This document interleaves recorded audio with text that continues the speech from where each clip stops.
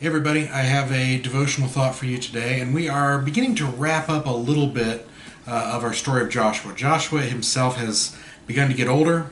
His conquests are vast and numerous. He's led the Israelite people to some great stuff, but it's time to start divvying up the wealth. And he's divvying up these areas that he has conquered into the 12 tribes of Israel so that everybody has a fair shake and everybody has a fair area where they can cover. And I want to share a story with you, and this one comes from Joshua 14, and we're going to read verses 6 through 12, and I may skip over some of the heady word names just because they're land names because they're difficult and complicated. But then the people of Judah came to Joshua at Gilgal, and Caleb, son of Jephunneh the Kizite, said to him, "You know, the Lord said to Moses, the man of God in Kadesh Barnea, concerning you and me, I was 40 years old when Moses, the servant of the Lord, sent me from Kadesh Barnea to spy out the land, and I brought him an honest report. But my companions, who went up with me, made the heart of the people melt. Yes, I wholeheartedly followed the Lord my God. And Moses swore on that day, saying, Surely the land on which your foot has trodden shall be your inheritance for you and your children forever, because you have wholeheartedly followed the Lord my God. And now, as you see, the Lord has kept me alive, as he said, these 45 years since the time that the Lord spoke this word to Moses, while Israel was journeying through the wilderness. And here I am today, 85 years old. I am still as strong today as I was on the day that Moses sent me. My strength now is as my strength was then, for war and for going and coming. So now give me this hill country, of which the Lord spoke on that day.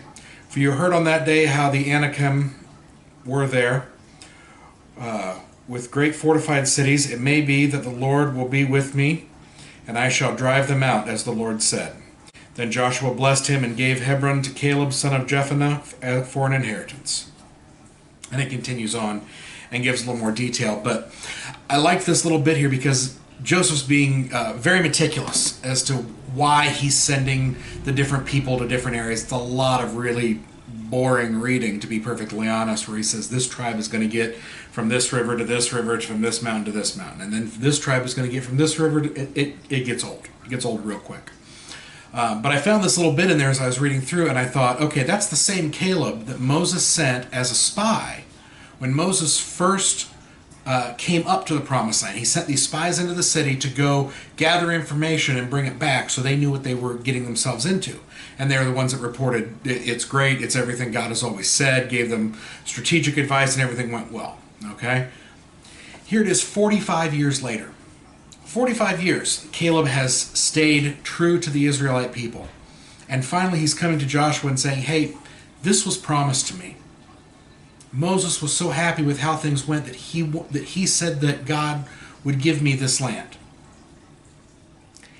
I can't help but think of the times that I've served the Lord, and I'm sure you have too, where we've done things to go out of our way. We've been nice to a stranger. We've given money to the poor. We've sacrificed some part of ourselves in some way because we're followers of God. Because it's not just being a good person. It's not just being another human being. It's about being a Christ follower. We have done something in our lives. I don't know if my attitude is always right, because sometimes as I read through that, I thought, I don't know if I'd wait 45 years. I don't know if I could have sat back and said, okay, I did something great, I did something awesome for the people, where's my reward for that? Now I know we should all be waiting for that reward in heaven, that's the main thing. But I think the part of us that is still human craves some kind of earthly recognition of some sort. Even if it's just a pat on the back or a hand on the shoulder saying, thanks, good job. Caleb waited 45 years to get what was due to him, what was promised to him. That's patience, and that's patience in the Lord. He knew that God wouldn't lie to him. And he was going to give him and his people this land. And if it didn't happen to him, maybe it would actually be after his death. He's 85 years old. You can't tell me that at 83, he didn't say to himself, I don't know if I'm going to get this. I'm 83. I'm at the end of my life. At least I know that this was promised to my people so that my sons, my family will get it. It's a patience in the Lord. And I don't think that's something that we have a lot of times. So I want to encourage you, not just to do great things and, good things for God. Don't. I'm definitely saying, continue to help the poor, continue to be a great person, continue to spread the gospel, continue to do all these things that God asks us to do. But don't always expect that reward to come right away. It may be a long time down the road. It may be years and years and years. You may not ever get to even see it.